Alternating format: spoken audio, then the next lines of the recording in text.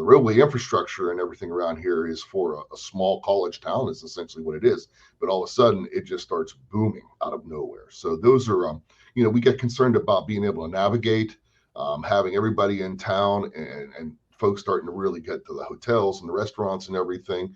And then we start thinking about, making sure our shifts are shored up to go ahead and provide emergency service coverage for that just massive uptick over the next 72 hours. So, are your games normally sold out, or are there certain games that you're more concerned about than others? Walk through that process when you get your schedule for the year. Yeah, no, absolutely. So Penn State and a lot of the other schools across the country will start off with a little bit of a lighter schedule at the beginning, right? So they'll go ahead and they won't go diving right into conference play immediately.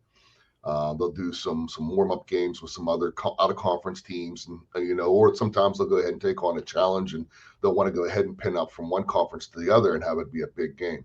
But those crowds usually for us are somewhere in about the 60s to 80s. Typically about 85,000 is where we ride. When we start getting into conference play, the numbers start to go up. And then when we get into what we know as our whiteout game, which is our night game, there's one whiteout game that we do a year, and they just build it up in the anticipation. And the opponent's usually Ohio State or Michigan, or we have all these new teams that are coming into the Big Ten now with your UCLA and Southern Cal and Washington and Oregon.